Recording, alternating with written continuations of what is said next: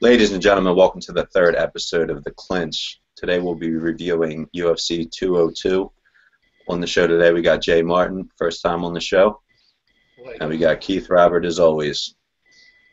Last week we had Jay Gibbs on the show. Jay, thanks for being on. Great job.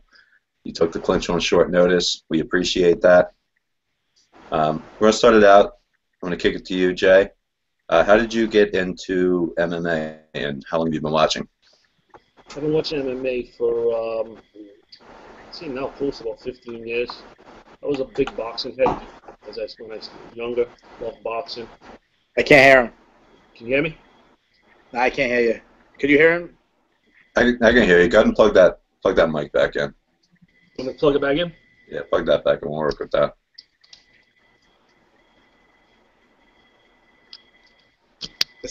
This is great entertainment right now. Better? We're taking out Mike and Mike next. Better? Can you hear me better now? Yeah.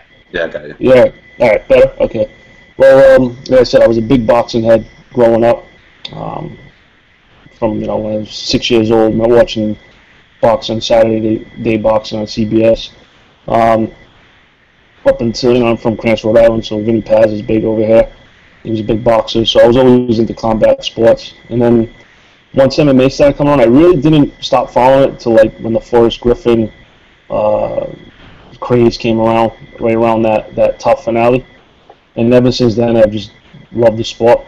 It's just, I'm still, big boxing guy first, boxing guy hot, but MMA is a close second for me. All right, thank you for that, Jay. We're introducing a new segment today. We're going to do what we're going to call a speed bag segment, speed bag sessions, where it's like a real quick, pretty rapid fire, one thought thing about each fight from, we're going to start with the fight pass prelims. All right, Keith, I'm going to kick to you first on each of these, and then right. Jay, as soon as Keith is finished up, whenever that may be, we know it's like a ramble, you can hop right in after Keith. Sounds good. All right, first fight on the prelims was Alberto Uda versus Marvin Vettori. Vettori won by submission in round one. All right, I'll keep it short because we're starting a little late because Jay just got out of his a meeting with his parole officer, so keep it real short. Yeah, Marvin Vettori versus Albert Uda, also known Albert Pereira. It's an Italian fighter. Vettori won. He won by submission. He locked on a guillotine choke. It was really impressive because he's going against a Brazilian Jiu-Jitsu black belt. He was behind. He had back control from behind and came out in front and snapped on this guillotine. It was really nice when you don't see that technique a lot from that, to be from behind and jump out in front. It is what it is. I don't believe in Italian MMA. There really isn't much to follow there. Let's be honest, I dog European MMA altogether. There's a handful of European fighters that are pretty good, and the rest is still way behind. American, Brazil, and even the Russian movement coming in. So, it is what it is. Italy is not going to have the best grapplers, so I'm not going to get too excited about this. There's probably a better chance of Joey Torres winning Jeopardy than an Italian fighter winning a UFC belt. So, go fuck yourself, Joey. Wow. All right, go ahead, Jay. Actually, I was impressed with Vettori. I didn't hear too much about him before this fight. The guy he was fighting, the Brazilian Jiu-Jitsu guy, he's a vet, tough vet. So for him to beat him at his own game was pretty impressive. Plus, he's a fellow Paisan, so I was happy. We haven't had one since Alessio Sakara, so we got to take whatever we can get. But I thought it was an impressive win. The kid looked good, good shape. Like I said, beat the guy at his own game. I don't know much. I don't think he's got much stand-up, but he seemed like a pretty good grappler, pretty good on the ground. And for a UFC debut from a guy from Italy who, like Keith said, doesn't have a huge MMA program, it was an impressive win. We'll see what he does from here. I don't think he's any more than like a C+ guy, but we'll see. Anybody whose last name ends with a vowel, Jay will love. He's my second favorite fighter. Vettori, Religacci. Right after McGregor. Corleone. Second fight on that prelims card was Colby Covington winning by knockout in round 3 over Max Griffin. Keith, any special thoughts about that? I mean, Colby Covington. I mean, it was a short notice fight for Griffin. Griffin's he's not a UFC level fighter. If at best he's a fight pass opener. Covington's now 5-1 in UFC. He's a wrestler. He's a great wrestler. He is a Division I wrestler. And he's also actually pretty good with the mic. He has this attitude with him. He has a chip on his shoulder. I think he needs to step up in competition. I'm not saying he's ready for a top 10 guy, but at least a guy in top 30. Now that he's 5-1, he reminds me of a more athletic, younger John Fitch type, where he's just going to grind people out. And John Fitch, Jake Shields, those guys are pretty successful with that style. And Covington's young. He's really young, so I would like to at least see him on a Fox Sports 1 card, on a main card, not stuck in a prelims, fight pass prelims. Jay, any thoughts? I think Covington, he looked good. I know Keith would love him because he's a fellow leg humper. But I know he was a 2-time, I think, Pac-10 all-conference wrestler. So the guy's got legit. Right? Pac-10 from UCLA? He got kicked out of school for He got kicked out of school for starting too many fights. Yep. Yeah, he seems like he's got. Yeah, he seems like he's got that mean streak in him. I saw him at the end of the fight with Griffin. He kind of like brushed off his shoulders to Griffin and like did like a thing like, yeah, I beat your ass, that type of thing. But he's a hell of a grappler, world-class grappler, world-class wrestler. Like Keith said, though, I think he needs to step up and come.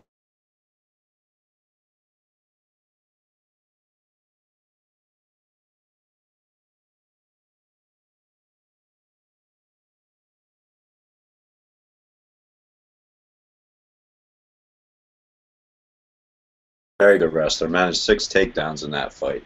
Yeah. 6 for 9 in takedowns. So, speaks for itself. Next fight on the card was Lorenz Larkin winning by knockout in the first round over Neil Magny. Keith, did you see that coming? No, I picked Magny to win. It's an absolute shame that this fight was stuck on Fight Pass because this should have been the 4th fight from the top. This should have. You got 2 guys. I think Magny. I think we had him ranked either 10th or maybe in the honorable mention in our rankings, and Larkin not too far behind. To me, this is by far the best performance of Larkin's career. He took on Magny, who was on this crazy win streak, which now puts Larkin. He's won 4 of his last 5 fights in the UFC. I would argue he won 5 out of 5. I thought he beat Albert Tumanov, but the key to his last 3 fights between Tumanov, Masvidal, and now Magny is these leg kicks. If you watch the fight was over in the first minute. Magny looked absolutely shell-shocked. He didn't know what to do with the leg kicks. And Larkin did it over and over again. He tagged him up on the feet. And when Magny shot in, he just did those Travis Brown-style elbows. I think he's going to crack our top 10. If not, he'll at least be in our honorable mention. I would really like to see him, to get another top 10 opponent, maybe Kelvin Gastelum or maybe even Johnny Hendricks. I mean, this guy already has a win over Robbie Lawler. I mean, it was years ago, but right. I think he's 28 or 29, so he hasn't even reached his peak yet. He's a free agent, so they need to sign him. It'd be a shame if he went to Bellator. Not as much as Rory McDonald's a shame, but I really hope the UFC doesn't lose him because I could see he keeps getting better and better every fight. Jay, you have any thoughts on this fight? Yeah, Larkin looked really good. I think a lot of the reason why he looked so good is he knew he was fighting for a contract as a free agent. So he came out and figured, let me put on a show. Try to get a fight bonus. Try to get Dana White to take notice of him. Either way, he's going to cash in, either here or with Bellator. That fight, Neil Magny doesn't usually get beat like that, and for him to get whooped, I mean, it was just a massacre. The leg kicks, the oblique kicks, those oblique kicks were nasty. I mean, and like I said, Magny's no chump. he doesn't get beat like that normally. But I think a lot of it had to do with, Larkin knew that he was coming up on free agency and he wanted to put on a show. And he's going to make some money. I really think his best bet is really to sign with Bellator. He'll make some big money with Bellator. I don't think UFC's going to break the bank for him, even though they probably should sign him. He'll get more money going with Bellator. I think that he's going to end up with Bellator like McDonald. He's going to cross over, no doubt about it. If he goes to Bellator, you can make a strong argument for get a title shot right away. Yeah, no, just like Henderson did. And to be honest with you, he reminds me a lot of Henderson, except with better striking. He just has that that same build. He's a good solid fighter. And in Bellator, he's top 5 guy right away. I mean, it's not even close. Here, he's just I don't know if he might crack the top 10, but in Bellator, he's top 5, top 3 immediately. All right, and that's the end of the Fight Pass prelims. We're going to hop over to the Fox Sport 1's prelims.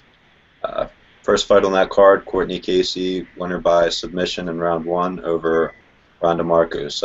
Anything to really highlight here? Just a really nice submission by Courtney Casey. She got in a scramble. Marcos, she's quick, she's fast, pretty good athlete. Courtney Casey caught her. She's got 2 stoppages in a row right now. I think she's 5-3 in MMA, so I wouldn't get too excited about it. This is a fight that should have been on the fight pass instead of the main card. I think Covington fight should have been higher than this one.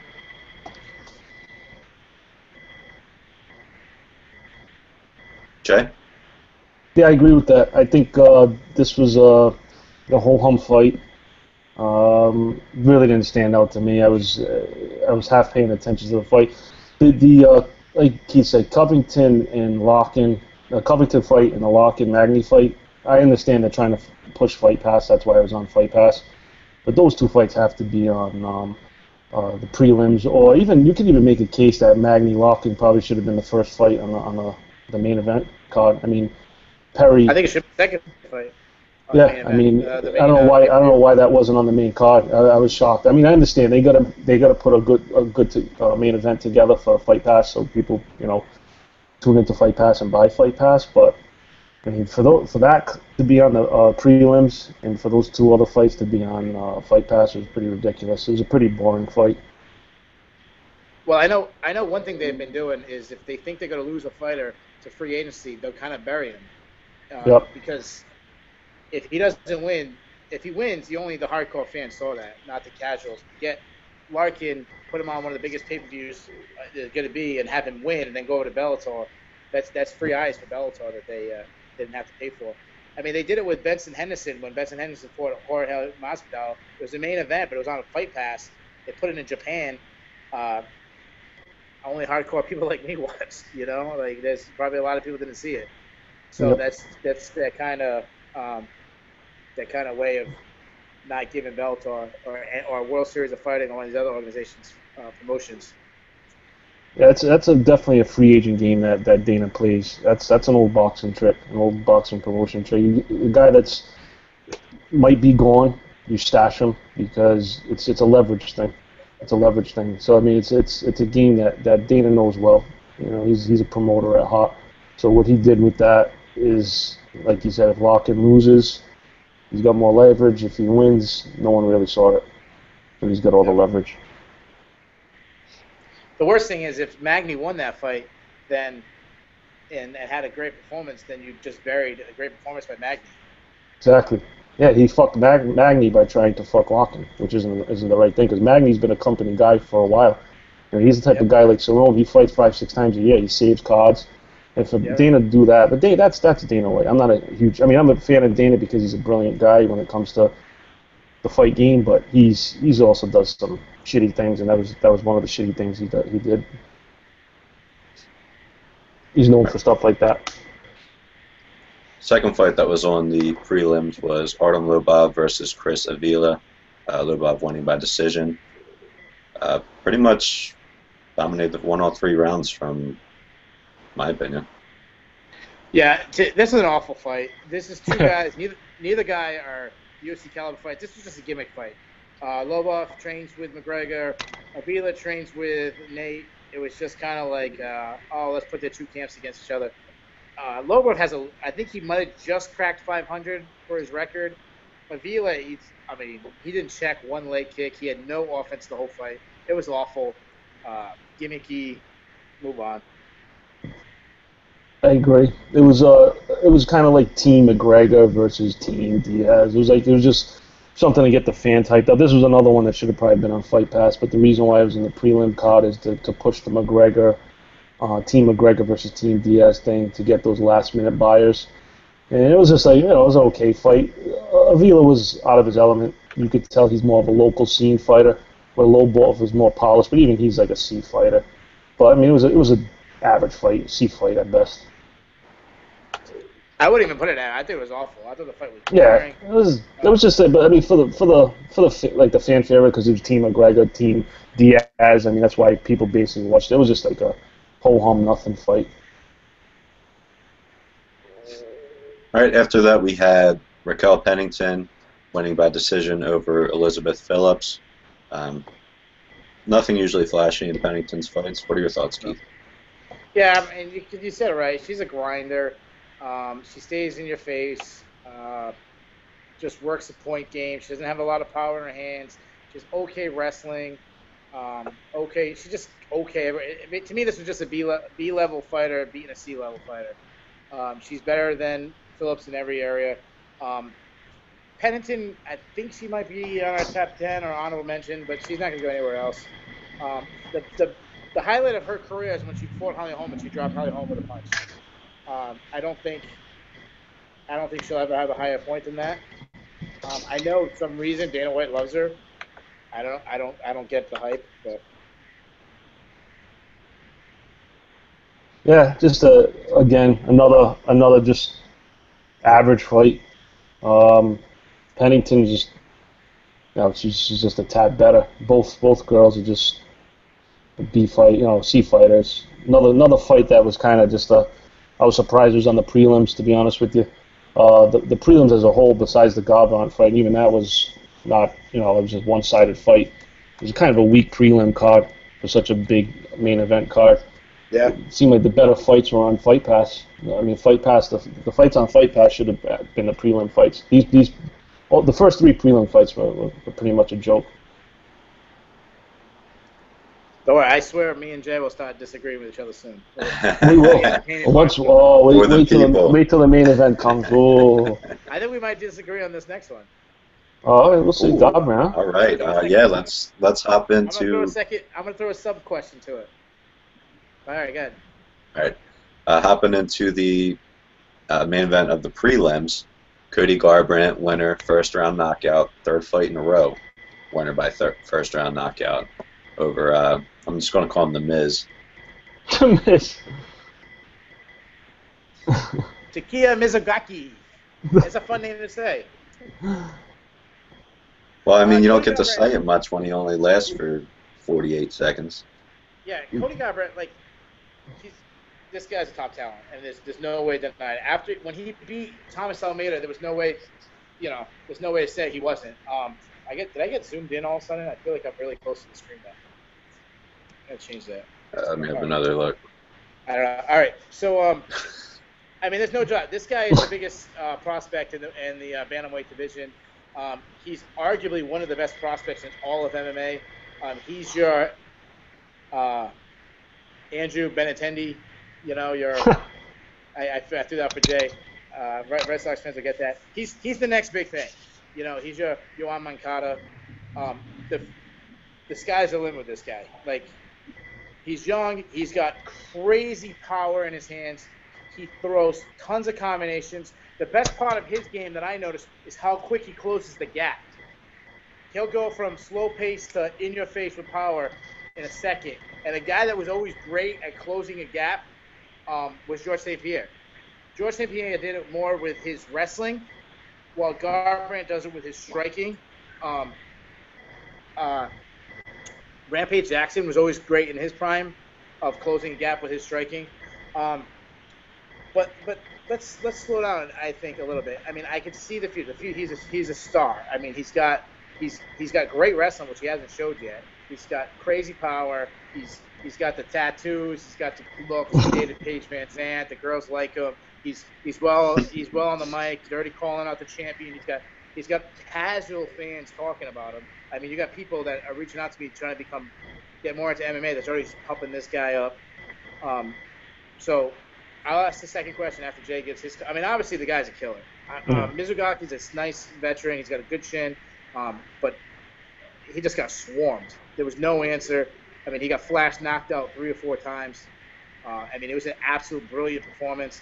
I still think the Thomas Almeida performance was even better because I think I haven't given up on Thomas Almeida. I think he's a legit prospect. So, what do you think, Jay?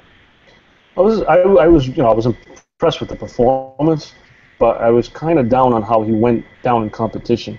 I mean, he fought Almeida, which was a legit top 6, 7 guy. Mizugaki is a good veteran, but he's not on Almeida's level. I was hoping actually he didn't, like Cruz actually mentioned this, how he fought, he kind of had a step down fight where he probably should have had a step up fight. He looked great against him. He started out as a boxer, so he's got fast hands, good power. I just don't think he's ready for Cruz yet. Even as good as he looked against Almeida and Mizugaki, I think he needs one more fight before Cruz. Cruz is a whole different animal. Cruz can beat you with his movement, his defense, his speed. Garbrandt has never fought anyone on that level, not even close. Almeida is a tough guy, real good. I picked Garbrandt to win that fight, but I didn't think he was going to do it that easy. I mean, he made Almeida look like a scrub, and Almeida's a very good fighter. But I just didn't like how he took a step back and fought a guy lower in the rankings. I thought he maybe should have stepped up. I think he needs one more fight against a top 5 or 6 guy before he gets Cruz. But he's got all the tools: tough, aggressive, good puncher, good wrestler. Like Keith said, he's marketable. He's got the neck tattoos. It's a little bros love that. But I think he's got a bright future. But I think if he fights Cruz next, I think Cruz beats him pretty easily. Yeah. So I said that we would disagree. We don't. Surprise! Surprise! Jesus Christ! There goes our ratings. Yeah. So much. Yeah. So much for Hannity and Combs, I guess. So yeah, I totally agree. The thing about him is he hasn't fought a top 10 guy yet. Thomas. Hold on. Let me back up. Almeida was top 10. Yeah, he was top 10 for sure. Yeah, I'm sorry. But he hasn't beat anybody currently ranked in the top 10. Yeah. I'm worried that if they rush him, it's going to happen with Mike McDonald, where there's holes in his game, but he got rushed too soon. Mike McDonald got rushed into fighting Anan Barrow and Uriah Faber, and there's still holes in his game. He's very hittable, and that's an issue. And you got a Dominic Cruz, that's a complete, like Jay said, a completely different animal.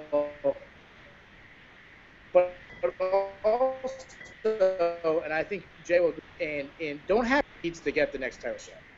You can make a strong argument that TJ Dillashaw won the last fight. I scored it 48-47 for Cruz, but I had zero issue with any scorecard because I thought all 5 rounds were toss-ups. I went on MMA decisions because I thought me and Jay I thought we were going to duke this out, so I was trying to set them up. There's 22 people put in the decisions. 12 people scored it for Dominic Cruz. 10 people scored it for TJ Dillashaw. This is a guy who defended his belt multiple times, doesn't get the immediate title rematch, goes on, fights Rafael Sunsao, a legit top 5 guy, destroys the Sunsao.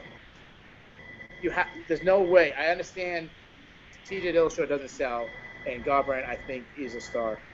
But put him as a co-main event.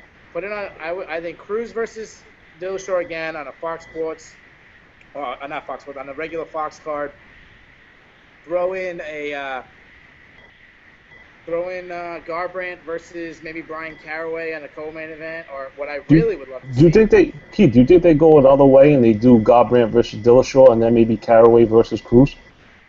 No, I don't think so. You don't think so? I mean, how can you?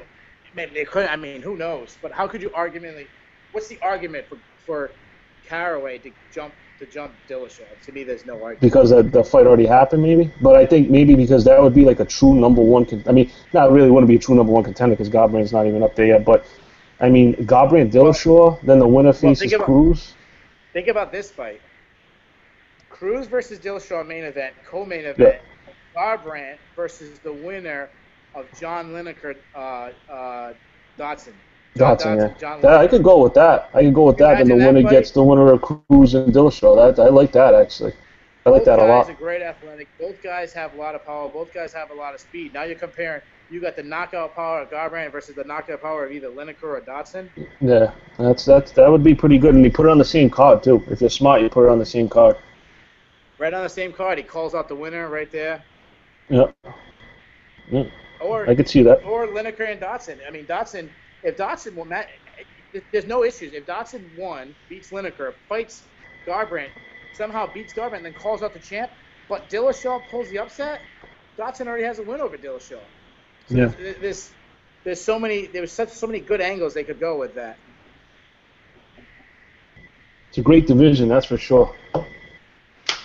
Yeah, a lot of young stars. Yeah. We still got some young stars, I think. You still got McDonald. McDonald's still. I know he lost to Lineker, but I mean, he's a young kid. I mean, even that's a deep division.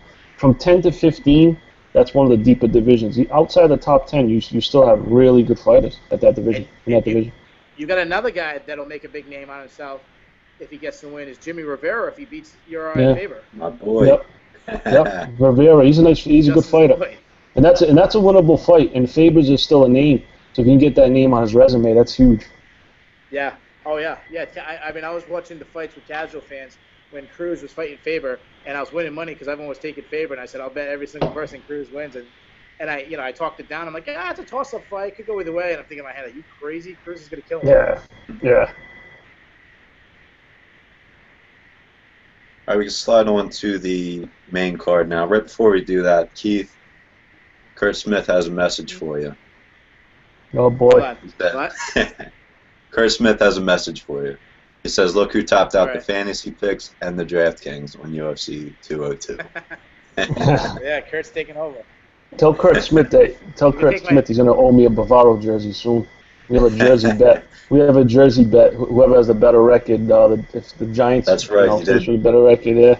Hey, speaking of jersey bet, bet on that. I wear an extra large, Kurt. So save your pennies. Hey, speaking of jersey bets, Jay Mad better not forget that he's going to owe me a jersey bet. Mookie Betts jersey because at the beginning of the season I took the Red Sox over the Yankees. We made a bet. Standings. Love it. Pretty good there.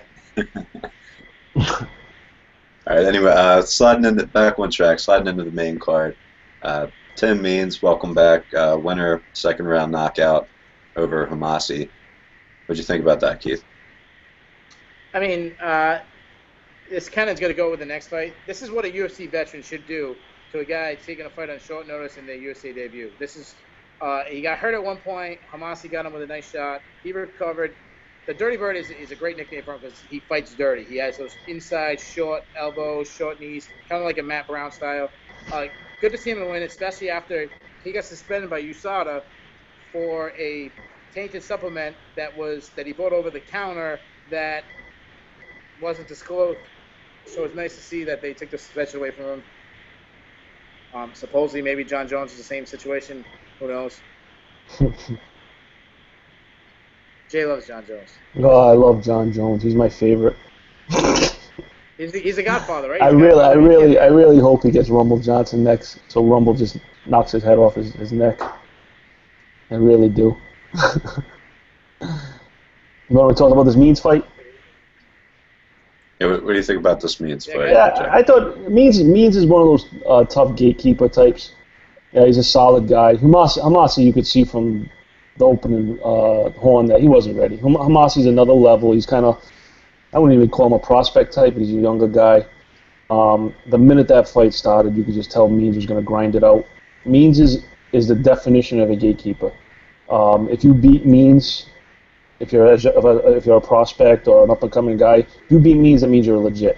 But he's the type of guy, if you don't have the talent, Means is going to beat you. And he's going to find a way to beat you because he grinds. He reminds me of a guy like Mickey Ward.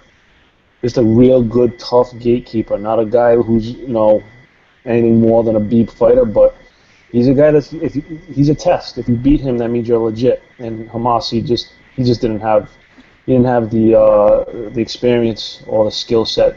He wasn't ready for me. He might be good in the future. I really don't see it with Hamasi, but you could just tell he wasn't ready for a guy like Means, and Means just basically did what he wanted to do. It was a hard fight, and Hamasi took a pretty good beating. Right then, on from there, we went into Mike Perry winning by knockout, round 1. Lots of knockouts on this card. Over Leem. Just going to say Leem. I'm not good with the Asian names. Young Yu Leem, I'll call him. Close enough. Not bad. Mike Not Perry, bad. yeah, I'll give it to you. Mike Perry, he's a big prospect. I heard a lot of buzz about him before this fight. I never saw him before this fight, but I heard a lot of buzz. I read a lot of stuff. And 24 years old, making his UFC debut. He's taking it on, I think, 10 days, 11 days notice. Yeah, 10 days. It was 10. 10 days. 8-0. Yeah. All 8 wins by knockout. 5 knockouts in the first round. Now 6 in the first round. And he's supposed to be a wrestler. That his bread and butter is wrestling, but he has one of these Johnny Hendricks type, Josh Koscheck type overhand rights, and he landed that overhand right over and over and over again. What I was saying about Tim Means is a veteran taking a fight and what they do against a guy on short notice. This is what I expected Leem to do. Leem was a huge favorite. He was one of the biggest favorites on the card. If you got him in DraftKings, he was like second or third from top. Leem is this humongous welterweight. And he had no answer. Who they're saying Perry is undersized and might be able to make 155. He's hitting this overhand right. Obviously, he's got KO power. He's got 8 knockouts in the first round. What I loved is his attitude after the fight. Already, he's calling out big names. He called out Robbie Lawley. He called out Johnny Hendricks. He said he'll take the fight, take the winner of Meyer Conde. He said if one of those guys drop out, he was ready to jump right in. I love it. He just signed a fight to fight David Roberts in his hometown in Britain, Great Britain. Like I said, I don't want to get too excited because he beat a B-level fighter, a C-level fighter, but he's fun. This guy's fun already. I'm already a fan. Yeah, Perry's he seemed like I didn't know much about him before this fight. He's a relative newcomer. Who did he replace, Keith? I forgot the Russian, right? Who did Perry replace? Russian kid, right? Lubinov, or whatever how you say his name. Yeah, I was looking forward to seeing it. I heard good things about that Russian kid. So when Perry replaced him, I really didn't hear much about Perry. I looked him up. He had an impressive record. He never fought anyone of note, but he looks the part. Heavy hands. I think he's probably going to be better off at 155 because he does seem like a small 170. He seems like he's the type of guy who can cut down. At 155, he'd be a beast with his power and his wrestling. He reminds me, like you could tell too, he's got a mouth on him, and he's trying to market himself. He's kind of like a 8 Mile meets Jersey Shore type of guy. With the way he talks, he's like the 8 Mile Jersey Shore version of Conor McGregor, which is everyone does now. So he's got a shtick. He came on with the I'm gonna beat this guy's ass. He was calling a lot of guys out. I think he might be too small for legit guys at 170. I don't think he's ready for Waller and all those guys that he called out. I think he gets slapped around. But he's got a future. He looked good against a guy who's I don't agree. I don't think he's a B guy. I think he's a C guy, Lynn. But he looked good against a C guy. Did what he had to do. Put his name out there. I think he's gonna get a fight right away, and we'll see what he does in that fight. It's a little too early to say he's anything great, but he has he's got the look, he's got the skills. We'll see what he does in the next couple fights.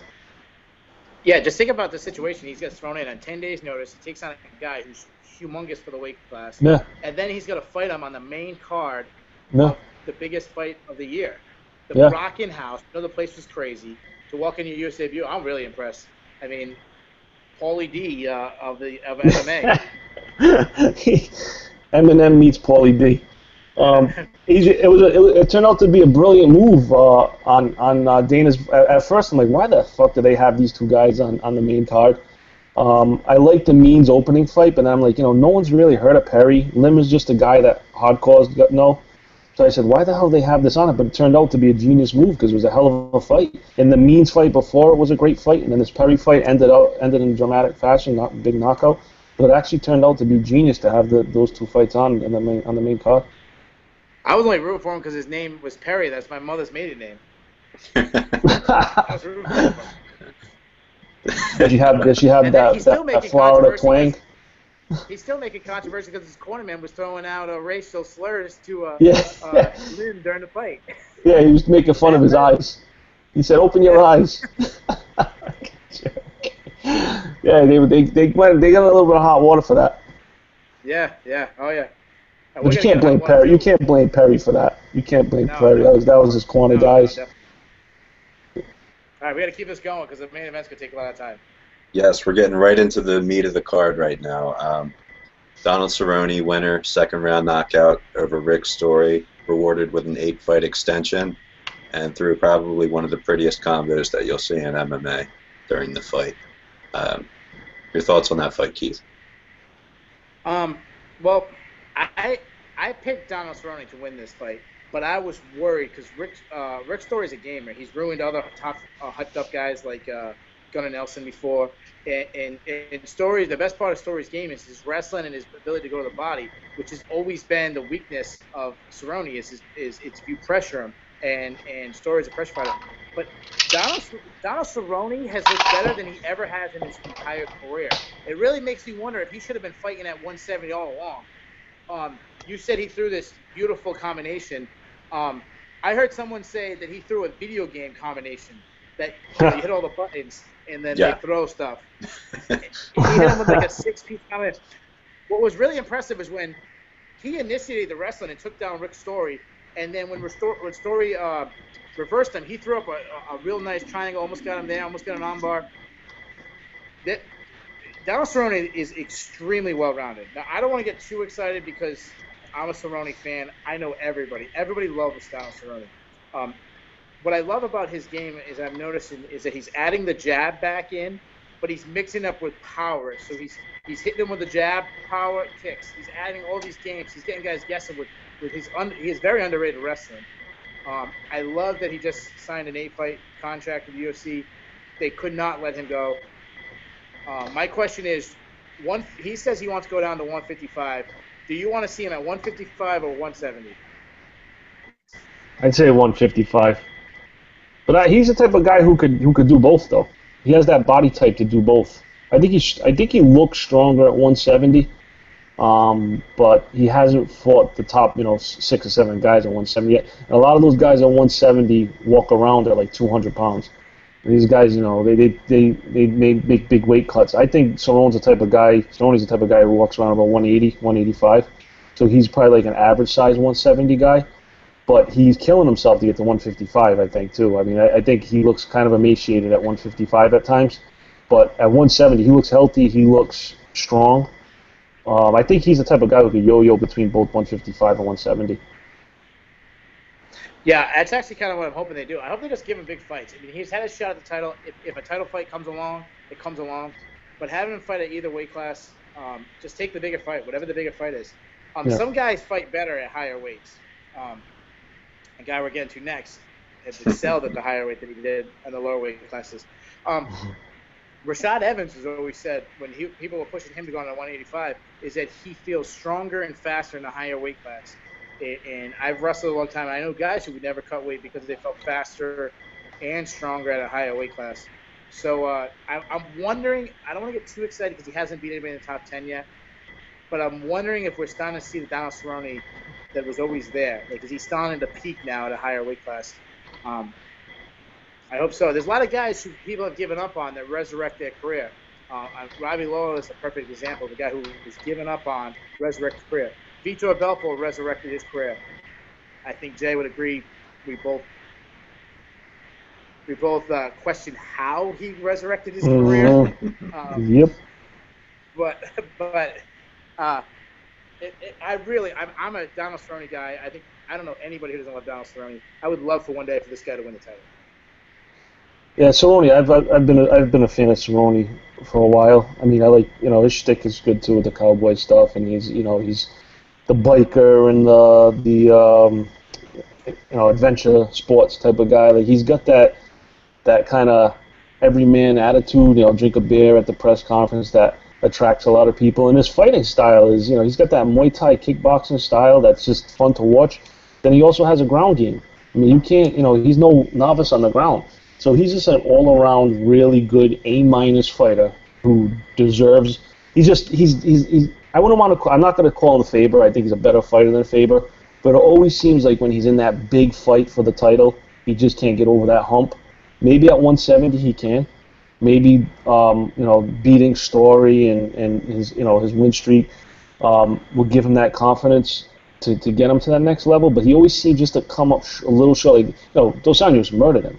It wasn't even a fight. I mean, I'd like to see him go in a title fight and actually, if not win, actually put on a really good performance. It just seems like when he's in those big fights, he just comes up a little short, and that's why he's like an A- guy. But there's nothing wrong with being an A- guy. The guy is a very good fighter, very fun to watch. I think he can go back and forth between 155 and 170, make noise in both divisions.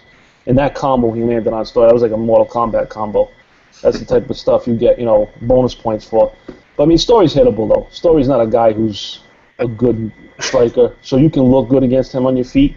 And Cerrone's just so advanced in the striking game that he made Story look like a fool on his feet. But it was a solid win. Story's a strong guy, and for Cerrone to just beat him up like that, it was a very, very impressive win. A guy that he reminds me of, not style of fighting, but career-wise, is Michael Bisping. Michael Bisping has always been that guy who never considered. No, hear me out. Not style-wise, completely different style fighters, but a guy that was always just under the top guys and just keeps up racking wins in the UFC, which is impressive. And eventually, everything worked out for Michael Bisping. He ended up getting in a position that no one expected him to be in. No one thought he deserved a title shot, and won. Donald Cerrone is one of these guys that will take a fight on a week's notice. All of a sudden, Michael McDonald gets. Stephen Thompson gets hurt in a week before, and all of a sudden Donald Cerrone's thrown in a title fight and he wins. Yeah, I mean Cerrone. You got to give Cerrone a lot of respect because he is the type of guy, he'll fight 5 or 6 times in a year. He doesn't care. He just wants to fight, and that's the type of guy that that's why he's got a lot of fans, because he goes out there and just fights and he puts on good fights. And I hope he does win a belt because he deserves it. It's a tough division though. But I think the crazy thing is that I think the best guy in 170 is Wonder Boy. I really think he's the cream of the crop. But Cerrone matches up well against him. They're both stand-up guys. They're both kickboxers, which actually Cerrone probably has better Muay Thai than Wonder Boy. Wonder Boy is a straight kickboxer. So that type of style, because they have similar styles, they might cancel each other out and go to the ground. And Cerrone's better on the ground than Wonder Boy. So I think Cerrone could surprise some people. I think that's a really good matchup for him. Now, the one thing about that matchup that jumps out a little bit to me, Keith, you mentioned Cerrone has a little bit of a weakness when he gets rushed. And there's a lot of punches coming at, and that's exactly what Wonder Boy did to Johnny Hendricks to make that win look so easy. So I could also see the same thing happening there. I think Tyron Woodley, who I always call Ferguson, he's from Ferguson. I always mess it up. Tyron Woodley, I think he's a bad matchup too, because of he has that rushing style that he did to Lawler. But I would be rooting for Cerrone. No, like you said, man, everybody loves Cerrone. Now, not a couple months ago, he said something about he doesn't care about any titles. He just wants the big fights, and he wants to go out there, do the big fights, cash his paycheck, and move on to the next one. You think this win changes his mindset about that at all, or do you think he's still just Donald Cerrone? Well, he's called for the fight with Eddie Alvarez because he already has a win over Eddie. He's the only guy who's beaten Eddie Alvarez in UFC so far. So when he sees a guy winning a title that he thinks he's better than him, I think he does want that. And I think it also would cement his career. There's a lot of fighters out there who was always at that threshold of being a champion. I mean, Carlos Condit is one that comes right to my mind. A guy who to me is an A-level talent but never got that title. You need to Michael Bisping, like I said, Michael Bisping is a great fighter. Obviously, I'm higher on him than a lot of people are. But if Michael Bisping never got that title fight, to me it would seem like his career would be incomplete. And you got guys that have won the title that are not even nearly as accomplished. You got a Matt Serra, even a Forrest Griffin. These guys, to me, haven't accomplished what Donald Cerrone has, and for them to get to go in the record books, 50 years from now, you won't remember Donald Cerrone, but you'll look at the record books, and if his name's not in there, it's a shame. Mm-hmm. I think Cerrone. I think he might have changed his outlook because before he was that guy. By the way, too, that Everybody Loves Cerrone. That would be a good sitcom. It's a good sitcom name. Everybody Loves Cerrone. But I think it's changed a little bit because I think he sees that where all right, I've been a good fighter, a very good fighter the last 5, 6 years, even going back to WEC the last 10, 12 years. But I want that mantle. You know what I mean? I want that belt on me. I want that one big accomplishment. And I think that's why he called out Alvarez, because he wants that. Before, I think 2, 3 years ago, he was cool with just fighting 5 times a year, getting his paycheck, then going out and doing his jet skiing and stuff. Now he's going to be 33. I think he is already 33. He sees that, he probably only has 3 or 4 years left, and he's already beaten Alvarez. So why not go down there, get the strap, try to defend it? I think his mindset's changed a little bit because he realized he's getting a little bit older and he only has maybe a 3 or 4 year window left. So he wants to get what he hasn't got yet, and that's the belt. He's done everything else in the sport. That'd be a good angle there. Philly guy versus the Cowboy. Yeah, it's already happened. Yeah, it's already happened. He already beat him. That would be great though as a rematch. Yeah, definitely. I mean, they're 2 totally opposite guys. One guy is from Kensington. Kensington is as polar opposite as from Cerrone is as you can get. The Cowboy versus the Kensington guy. Nice little angle they can play there. I'd like that. We'll see if that happens or not. Yep. Yep. I think Cerrone would win too. Yeah, I think Cerrone can win again for sure. He'd probably beat him the same way he did the first time. I agree. Next fight on the card, we're going to talk about it way longer than the fight actually went on, obviously. Anthony Johnson, first round knockout over Glover Teixeira. I don't think Teixeira's tooth has landed yet. Jeez, that was vicious. I'm not sure if you guys saw the video of Teixeira's tooth flying up. I did. That thing looked like it was going to go flying into Dana's bear. I think it's wedged into the ceiling. Poor Glover. This fight is so aggravating to me, and I'll tell you why. I picked Anthony Johnson in DraftKings. I thought he was the easiest pick in the draft in DraftKings. Let me tell you guys something. Anthony Johnson is so beatable, and I'll tell you how. For all the fighters out there, just listen to me, and I'll tell you the secret to being Anthony Johnson. Oh, jeez. Listen up, fighters. No, listen up. Do not get hit by this guy. Remember, don't get hit by him. Yeah. You get hit by this guy, you're going out. Obviously, I'm making a little joke there. Anthony Johnson is the scariest guy alive right now. Hold on, let me rephrase it. In MMA, this guy's Kovalov, Triple G. But in MMA, there's not a guy scarier in MMA. And I was thinking about this. I think he's the hardest hitter in the history of MMA. I tried to think of someone else. You think so? How about Liddell? The only thing I can think of is Krokop's high kick. How about Liddell? But the thing about Krokop's high kick is he never hit guys at this level and knocked out guys at this level that Anthony Johnson is. And Anthony Johnson put him out in 13 seconds. I mean, Ryan Bader was curled up. Ryan Bader has beaten really good guys, and he's curled up in the fetal position, scared to get hit by this guy. Little Nog has always had a great chin. I thought he died when he got hit. I mean, Gustafsson went 5 rounds with John Jones and put out under a minute in his hometown. This guy's has anybody hit harder in the history of? I mean, maybe Mark Hunt, but Mark Hunt didn't put guys out like Anthony Johnson. He never beat guys at this high of a level, and neither had Krokop. I can't think of one guy in the history of MMA that hit as hard as he can. I put Liddell up there too. Liddell could hit. Liddell had that one-punch power that Johnson has. Johnson's up there, though. I mean, no question about it. The thing with Rumble is, I think Cormier took his shots. Cormier has that blueprint. He got him down and he mauled him. That's the only way you're gonna beat Johnson. Like you said, if you take a clean shot from Johnson, you're gonna be out. I mean, Glover Teixeira, no one's beat Glover like that ever. Not even Jones. Jones didn't beat Glover like that. Johnson just has that transcendent special power, like the type of power that you saw from, like, I got to go back, but Rocky Marciano, Mike Tyson. He has that one punch power with 4-ounce gloves. If he touches you, it ends violent. But the thing is, what you have to do is you have to stay at the end of his punches.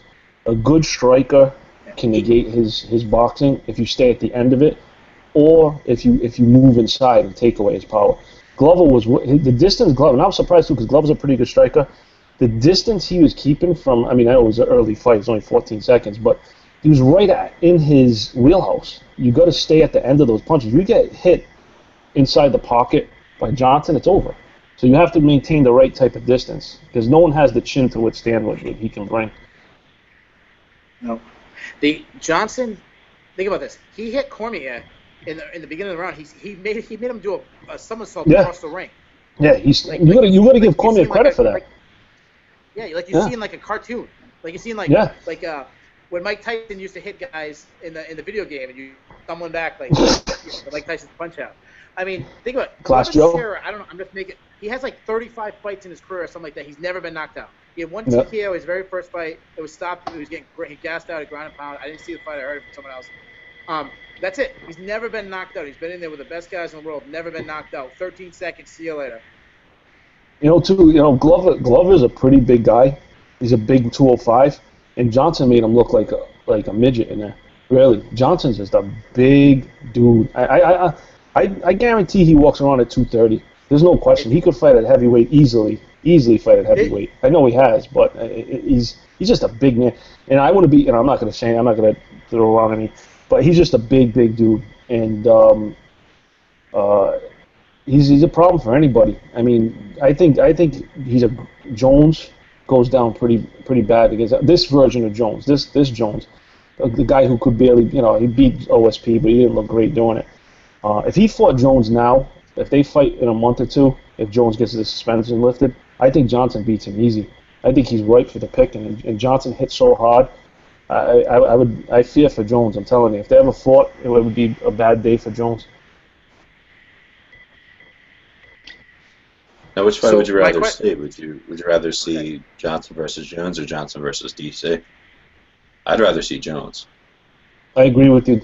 I'd rather see Jones out the gate than the winner of that gets Cormier. I think it's a more exciting fight right now because if you put Johnson against Cormier, we've seen that. I mean, Cormier already won. I think right now with the momentum that Johnson has, he has a better chance of beating Cormier. But Cormier's already beaten him. I think the more exciting fight, and especially if he gets his suspension lifted, if they can get that on the New York card, Johnson and Jones as the main event, that would be enormous. And then the winner of that gets Cormier in January or February. I see the positive and negative of him fighting John Jones first. The positive is if Rumble Johnson, I mean, Cormier versus Jones will sell. Jones is a star. If Rumble Johnson fights John Jones and knocks him out like he just knocked out Glover Teixeira or Gustafsson or some dramatic highlight reel knockout, you now have a star. You have your, oh my God, this guy is your Ivan Drago type power hitter. If he hits you, you're done style. So I get that, which I understand. You sell. John Jones is going to sell, so Jones versus Johnson sells, and now you also have whoever wins, now that fight sells. So I understand the promotional part. But the negative part of this is if you're promoting, especially at UFC 205, which I wouldn't trust John Jones at UFC 205. I wouldn't put that's a huge fight. That's the next big one. You have to trust John Jones to stay clean and all this stuff off the octagon. You have to, for him to get to that fight, and then if Jones wins, you have to hope that he stays clean again to get to Cormier. To me, that's just too much. That's you're putting your trust in this guy twice. I would go right to Cormier versus Jones. Cormier versus Johnson. Now, I'm not a promoter. I'm not making money off these fights. So I definitely understand why. Now my question is, if Stipe Miocic and Alistair Overeem, they're fighting in 2 weeks? If they had breaking news right now, Stipe Miocic breaks his hand, withdraws from UFC 203. Alistair Overeem's going to fight for the interim title versus we're looking for an opponent. If Anthony Johnson jumped up to heavyweight, would you? I could see him winning the heavyweight title 2 weeks from now. Against Overeem. He could beat Overeem. I think he'd have a tough time against Miocic. Yeah, he beats Overeem. There's no question about it.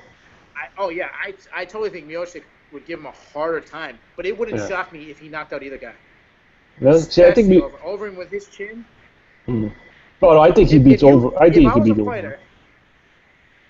If I was a fighter and you told me you could fight heavyweight Alistair Overeem or light heavyweight Anthony Johnson, I would fight Alistair Overeem all day, every day. And this is a guy that's 265, built like a freaking Greek statue, you know. Mm-hmm. A former K1 kickboxing Grand Prix champion, you know. He's got all the accolades in kickboxing, and I would still rather get punched by Alistair Overeem than Anthony Johnson. And this is a guy, think about this. Anthony Johnson was a guy 4 or 5 years ago, was losing to Josh Koscheck at 170. This guy that he missed weight. He moved up to middleweight to fight Vitor Belfort and missed weight. Like, not by like 1 or 2 pounds. He missed weight by like 8 pounds or 9 pounds. No, that was the problem. He was killing himself to get to those weights. He was killing himself to get to those weights. Yeah, I mean, he couldn't fight at those weights because look at him. I mean, as a guy who's 205, I mean, I don't know how the hell. Sometimes I don't know how the hell he gets down to 205. He's such a big dude.